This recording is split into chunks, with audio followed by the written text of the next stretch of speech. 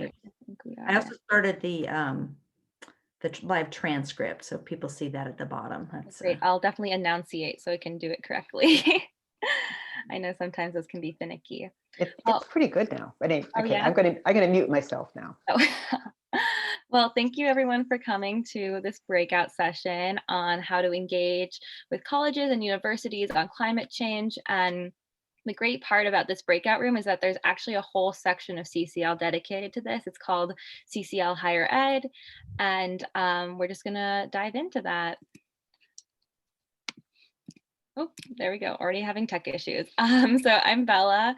I am the Northwinds Regional Fellow. And so just to bring it back, Northwinds is Minnesota, North Dakota, South Dakota, Iowa, and Nebraska. So as the Northwinds Regional Fellow, I work with the higher ed department to really try to increase student and youth activities. And we work not just with universities and colleges, we actually work with high schools, which is really exciting. I know that there's some high schoolers who are joining our conference this year, and it's really great to see that activity starting at a young age. And we just continue to support you through tools that we have and seminars that we have. And it's a great resource to have throughout your education. And I mentioned this earlier, but feel free to change your name to include what college or university or even high school or city or state that you are from, just to encourage us to pay attention to that. And also I'll be taking questions at the end of each slide. There's like a raise hand feature. Feel free to use that. And then also questions at the end. So I really want this to be just like a really open conversation between us, not formal like at all. Yeah. So what does CCL do? CCL empowers everyday people to work together on climate change solutions, and our supporters are organized in more than 600 local chapters across the United States. And together we're building support in Congress for a national bipartisan solution to climate change, as we already heard today from so many of the great speakers. And what is great about higher ed is that we really utilize those local chapters. You know, we are a chapter at a university or school, but we utilize our local chapters as well to further push for climate activism. And we really are bipartisan based as well, which I think is really great in a school setting right now as well. And yeah, and then moving on from that, what does CCL Higher Ed do? Because that's what this is all about. So CCL Higher Ed, it harnesses the power of youth voices for political climate change, and it gives students the skills and knowledge to become effective climate advocates and peer leaders. And I think that's the most important part, is the skills and knowledge. We have monthly seminars, but also you work with individuals like myself and our other higher ed teams to advance those skills. And they're really resume building skills, which is what we try to emphasize. I just graduated from university, and I know the importance of those resume key skills that you list. And that's something that I try to drive into everyone I talk to higher ed about, is that this is an opportunity for you to advance those skills while pursuing something that you're hopefully passionate about, which is climate change. Yeah, so here is just an example of some of the toolkits that we have. We have, you know, manuals and cheat sheets and outreach emails. And so while, you know, you're going out on a limb and you're starting a new chapter, starting to volunteer, you have a huge support base, not just people and individuals, but material to reach out to. And that's what I really enjoy about higher ed. Just for some background, I just joined about 6 months ago, and just joined as the regional fellow about 2 months ago. And all this higher ed information, all these toolkits that are found in the community and on our higher ed website, as you can see, have been super helpful in getting me up to speed. And yes, I just noticed that. Yeah, and then just so you know, Janet, I actually can't tell if people are raising their hands or not. So just mention that if they are. Okay, we'll let you know. Thank you. So also the main important part is, how can you get involved? There's lots of different ways that you can get involved. You can work as a volunteer, you can work as a campus leader, you can even work as an intern and a regional fellow. The volunteering, you can volunteer with like a local chapter or your campus program. And that's a great way to get started. Local chapters, even around universities, are really active in their youth organization. And campus program is something that I would love to talk about more with you guys, and I will in a bit. And it's basically a local chapter that's involved in your university activities.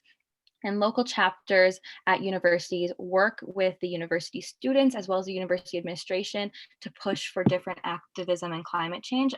For instance, a university in not the Northwinds region, but a university in the kind of just California region recently passed some really great legislature that their president signed on to, which is really amazing.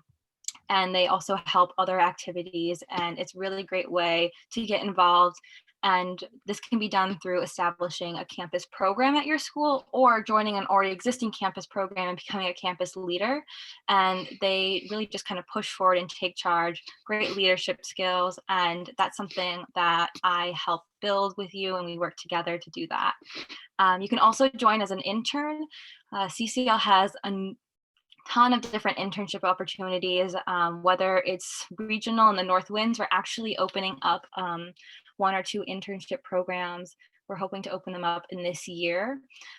So definitely stay tuned for that information. That's really exciting. And we also have internships in other regions, great internships for business, for Hispanic internship. There's also a diversity and inclusion internship and I already said business internship.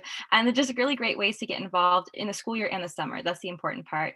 And a great way to become an intern is actually to start as a campus leader or a volunteer. And then you can also work as a regional fellow, which is what I do. And there's one regional fellow in each region, and we work to kind of harness together the campus leaders, the interns, and the volunteers in our region. And it is very fulfilling, is what I'll have to say.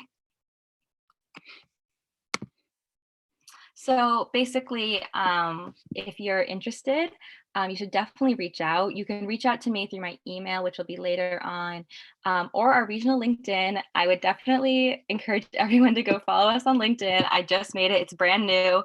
We have like 2 followers. It's like me and Mindy. So please, everyone, go follow us on LinkedIn, where we post about events that are happening. We will also post about internship opportunities and special meetings. It's a really great resource, and we're hoping to really build it out to make it kind of like our CCL LinkedIn, but just for Northwinds events. And then also there's a school outreach spreadsheet that I will send out to later today / tomorrow. And this allows students to sign up to receive our emails and events, but it also helps them enroll in our climate advocacy program. And this is a great thing for students to do.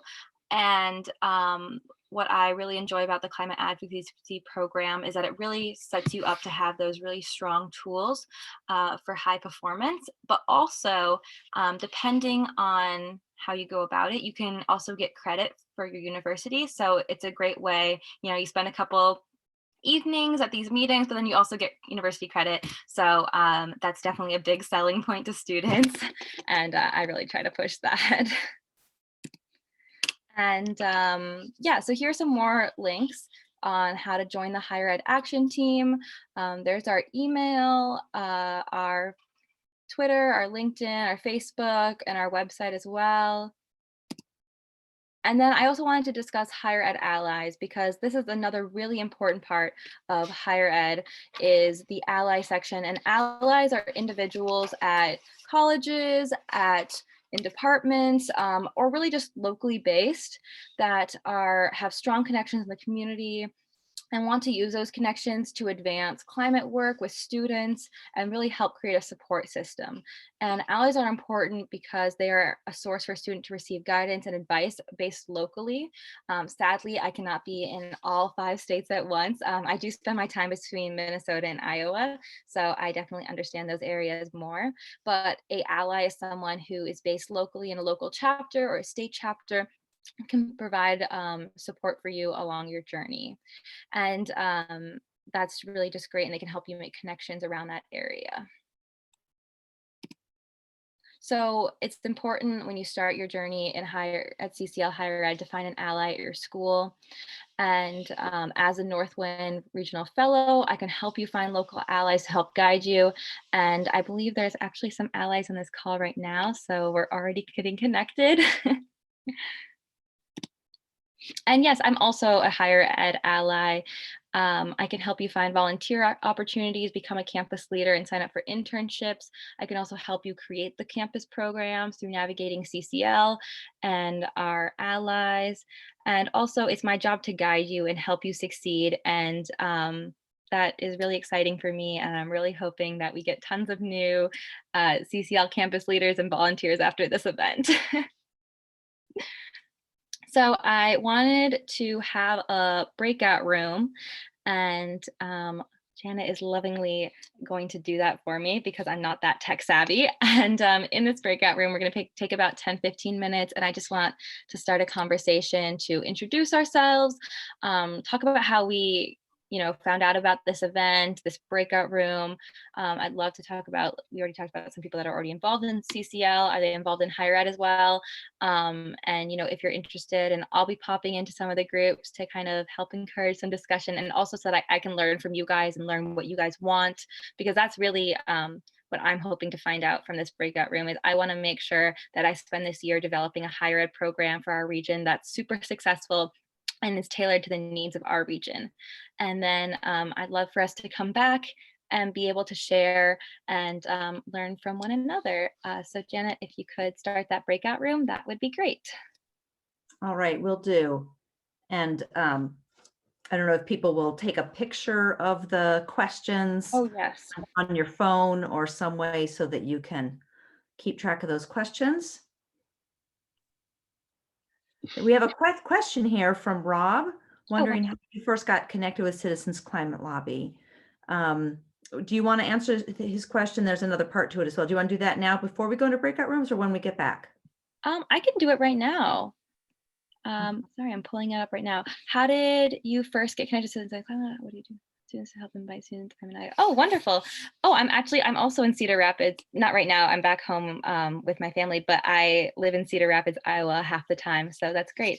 I actually first got connected to CCL after I graduated. I came back to the US and I was applying for jobs and I wanted to do something I was really passionate about, but I also realized that as someone who didn't study, sustainable development or anything really in the environmental sciences at university, it's really hard to get any sort of leg into the environmental sustainability.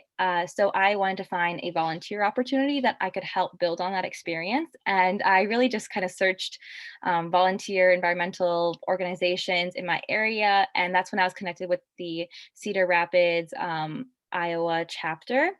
I think right now, technically, I'm in the Minneapolis chapter, so that's why I'm not in any of the meetings there. But I just got involved and I joined a call, and they were just talking about things that I really resonated with me, and I wanted to keep on joining meetings. And then they said, oh, if you're interested in this, why don't you join this meeting? And so then I began helping to plan this regional conference. And then someone approached me and said, oh, we need a regional fellow. Do you want to be the regional fellow for this region and help do this? And I met with the higher ed department, which is separate from our local chapters, and it really just everything resonated with me. And it's a really great community, and we meet every week, and it's just really lovely. So that's great. And how do I suggest for non-students to do to help invite students to get involved? This is kind of where the allies fall in. So I guess it depends on where you're located. If you're a professor, we actually are hosting a couple events this year that I'm really excited about. Different professors reached out to me. They wanted to host events for their students and to help kind of draw in more student support. So that's a great way to do that. Otherwise, we have other kind of events set up that allow for this. And I can send some material to you if you're interested, just so that I'm super thorough with my advice. And That's great. Oh, I'm seeing all these comments now that I didn't have open earlier. So that's great. Yeah, the monthly seminars are awesome. We have great speakers. And sadly, I missed the last one because I had another CCL meeting at the time, but they're wonderful. Yeah, so if you guys want to, we can start the breakout room. All right. I will see you guys back here. Oh, and then Bella, how did you want us to decide when to come back? Yes, I'm going to set a timer on my phone for 10 minutes. Okay, Yeah, okay, perfect. sounds good. All right. See y'all in 10 minutes.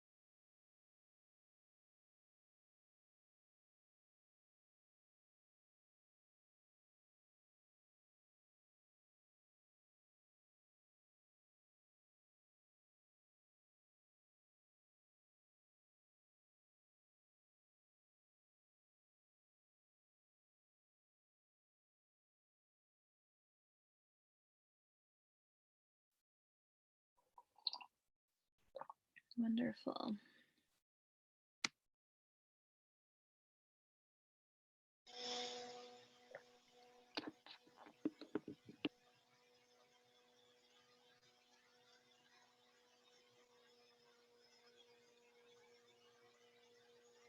It's like we beat everybody here. Huh? Yeah, we did. Yeah, it's nice to be able to do this because traveling is so time consuming and expensive. So actually doing it this way allows us to reach a lot more people. I know when we do our lobbying this last year, we were able to bring in people from all across the state rather than just 3 or 4 of us flying to DC. We were able to get 10, 12 people. So that Yeah, was, for sure. I was even thinking that it could be potentially continued, when we're on the other side of COVID and everything, just because it's such a great resource for everyone to be able to come together and, no traveling. No one has to worry about taking time off or anything like that. You can just yeah, join the meeting from your house, wherever you are. And it's a really great resource. Well, exactly. everyone seems to be coming back. It's great. And I sadly, because I could only be in one room, I would love to hear, from some people about what they discussed, questions that they have. I've been taking notes on what people are saying so that I can follow up with everyone to the best of my ability. So definitely share that information. Great. Now I have another email that I can write down so I can make sure to follow up. So yeah, if anyone wants to unmute themselves. I know it's daring, but I would really love for Joel to talk about what he was just talking about with building a team. He is very smart. I've just found out. awesome. Sure. So our breakout group, we were just kind of talking about, the first step of starting a culture at a campus where people are interested in citizens climate lobby and active in it is to obviously get your campus leader and have someone to kind of spearhead that realm. But the second part is assembling a team of people who are just as equally interested so that you can kind of delegate responsibilities and it's not all on one person, because it can feel really overwhelming when you're going through the trainings to start a campus program, because you kind of feel like the entire weight of the future is on your shoulders. And a great way to alleviate that is to have a team to step in. And so one way we were, just trying to brainstorm and talk about ways to, get people involved on campus. And what I was suggesting was, the first step of that is trying to understand what it is that your campus needs. And so I was saying that for us, Illinois Tech is a very small private school, and it's a lot of engineering and architecture students, like not people interested in policy all that much. And so one way that we try to get people to come around to our meetings is to do stuff that is engaged outside of carbon fee and dividends. It's still related to energy and climate change and things like that. So we were doing like energy audits with Chicago Public Schools buildings, with some of the energy corporations, where they kind of walked us through how they would audit a building's energy, what recommendations they would give for energy efficiency. So it's a great professional development opportunity that our organization sponsored, and it's a great way to get your foot in the door with people and kind of talk about what you do as an organization in the political sphere, but then also kind of what you can do in your community to strengthen the environmental ties that you have to other people. And so I was just saying that it's really important to kind of understand, hey, what does my campus need? What are the students that go here? What are they interested in? What kind of careers are these people looking to get into? How can I program events that fit those needs, which would give me a great opportunity to get people to jump on board for Citizens Climate Lobby. Yeah, that's really great to hear. And from the sounds of it, sounds like you're already a campus leader. Mhm. Yeah, Yeah. so that's great. And one of my main drawbacks is that I am just so brand new and I actually don't have any campus leaders at this point. So it's great to hear you talk about that. We have 1 or 2 campus leaders in our region, but they don't actually work with me. They work with a different leader. So that's great to hear about what you've done, as well as kind of some of the issues that you've had. And it can definitely be stressful at first. Yeah, the weight of your shoulders, like you're the person who's supposed to be fixing everything, but we are a team. And I really hope that you found the resources as helpful as possible. Yeah, for sure. I know you mentioned at the beginning all of the stuff on, Citizens Climate Lobby higher education, and that has been tremendously helpful, whether it just be like they have tools to make posters for events that you're having, like really saves a lot of time. We're working on getting our president's endorsement for carbon fee and dividend. And so all of the resources that we could pull from the website there to share out were super helpful too. And I mean, you're totally right. It can feel like, oh my gosh, there's so much pressure on me to like do X, Y, and Z. But Citizens Climate Lobby Higher Ed has a lot of resources that can make that so much more manageable. Whether you're working with a team of one person or a team of 20 people, to really just kind of help things progress very smoothly. For sure. And one thing that I was really nervous about at the beginning was sending out emails to people. And then when I mentioned that to someone, they said, oh, you never have to write an email ever again. There's email templates for everything. So, how to contact a representative or a president at a university, it can be nerve-wracking taking that first step, but all that material is just right in that community page or the higher ed page. So it's definitely really reassuring. We have a few more minutes. I don't know if anyone has any other questions or just wants to have kind of an open talk. The great part about these breakout rooms is, there's just 9 of us here. So it's really just, if we were in person, I would make us all sit in a circle. But yeah, of course. Bella, first of all, I want to make sure everybody on this group knows that we're honored by the presence of City Council member from Shadron, Nebraska, Cheryl Welch. It's an honor to have an elected official on the call from a rural part of America. So I just wanted to share that. And one of the issues in our breakout we discussed was making sure that people know that we have resources available to help reach out more conservative audiences, because that's a challenge. The other issue we talked about in our breakout was trying to be mutually supportive between different climate advocacy and climate justice groups. We discussed the fact that the children in our lives seem to have, so by the way, so that means college students or older for the 3 of us who are on our breakout. The children in our lives seem to have a little more enthusiasm around the Green New Deal and Sunrise Movement than maybe carbon fee and dividend. And I think it's very important that we be mutually supportive because the goal is climate action. And if we're not strong enough divided to succeed, but if we can be unified, we can succeed. So I just would throw that out for the people who weren't on our half of the breakout. What do you think about, have people had experiences having good alliances between the Sunrise Movement and CCL? I will tell you, a woman who started the Sunrise Movement group in Cedar Rapids initially came to Citizens Climate Lobby, and it wasn't exactly what she was looking for. And we got, so she got then connected with Sunrise nationally, started a great Sunrise group locally. And our CCL group in Cedar Rapids has been very, very supportive of that because we think it's important to work together. Have other people had that experience, or how have you managed that relationship?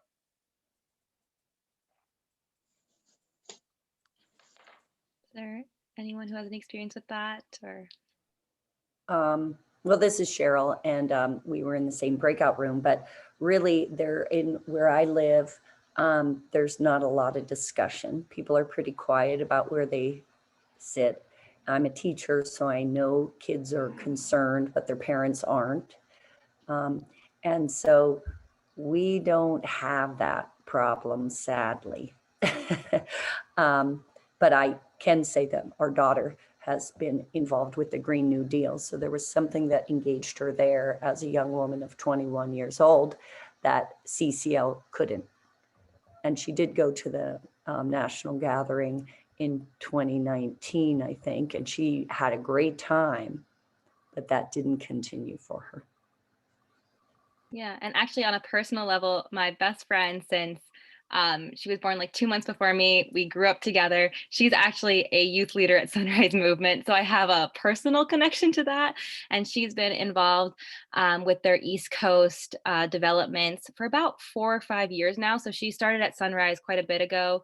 And I know that she said that she has done some work with CCL in that area, and it went really well, and kind of bringing together both the groups, kind of like a maybe kind of a different kind of demographics, but everyone's interested in the same strong issues, has worked really well. And I actually approached her because now she's back in Minnesota about kind of getting in touch with some local chapters of Sunrise at different universities in our region, and kind of branching out from that and expanding that. And I know that the University of Minnesota has a Sunrise movement, and they actually are very involved in other areas. We also have, if you go on the University of Minnesota website, they have about 30 or 40 different environmental organizations, and they work really collaboratively. So that's definitely a really good place to look. And I took notes on that. And that's definitely something that I will look into more, because I definitely think it's really important to get kind of that younger demographic that's oftentimes more drawn to Sunrise movement. Anybody have any comments on what draws young people to Sunrise versus CCL? It seems like we got the same goal. It must be something that they're doing that's drawing them there.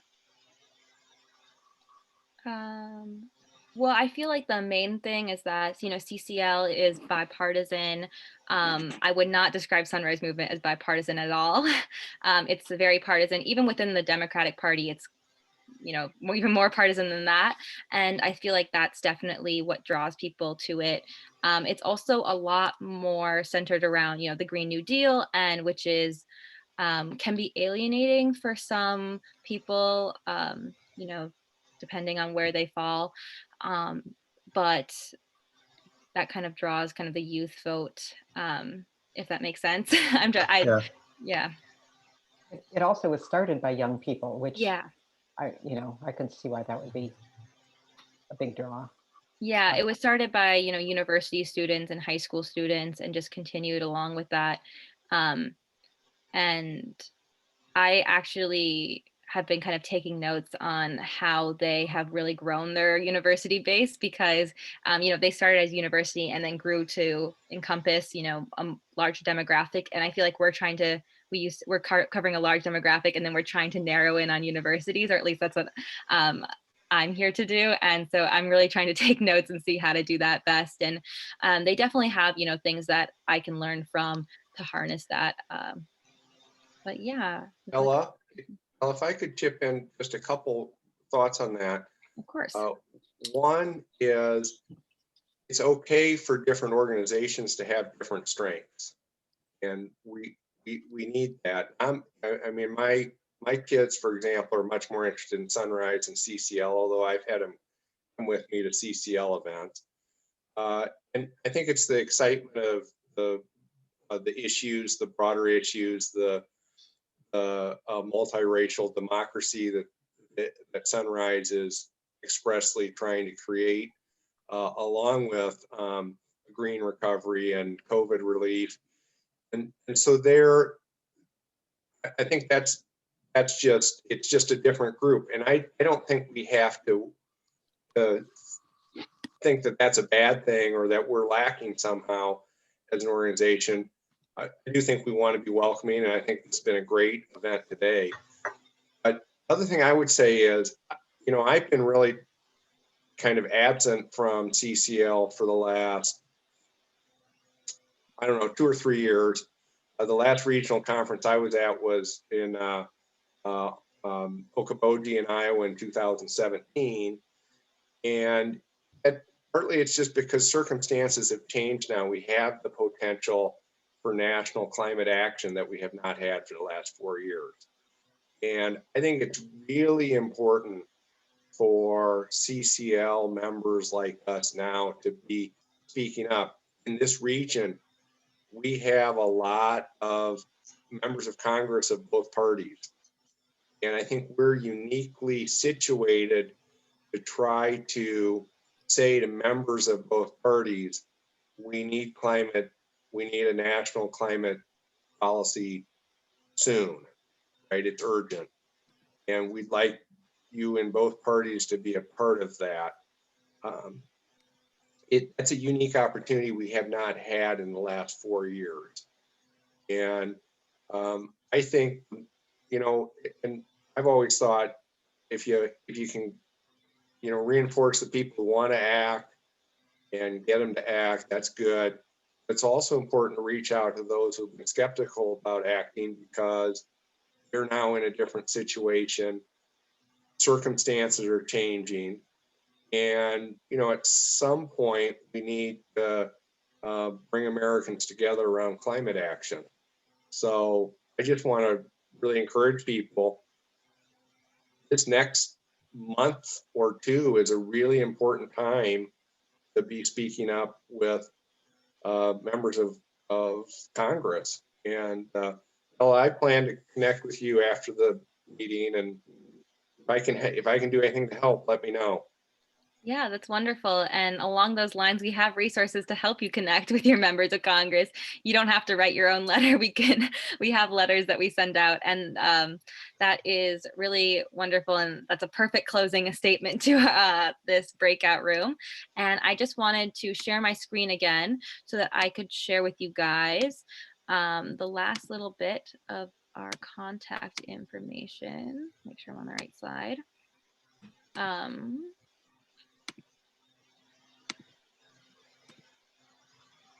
Yep, so this is our monthly call information, and that's my email right there. This is another email that you can reach me at, higher ed. And this is our website, and this is our LinkedIn. And you don't have to take note of this because I will be emailing this out, so don't worry at all about that. But also here is the information we also have our information for our monthly higher ed Zoom call, which I'll be sending out. And like I mentioned earlier, we have really great speakers who talk to everyone about different issues every month. It's kind of, I guess we chose a time that works for a little bit of everyone, but we're right in the middle at 8 p.m. I kind of like it. It's like right after dinner. And then lastly, I just wanted to share with you guys that we have a 5-minute break. And then we're going to join back to the plenary session. It's going to start again at 2:15. And if anyone needs the link, it's right below here. Otherwise, the original link that you used this morning works as well. But I will definitely reach out to everyone in the next few days. And I really enjoyed all the conversations I had.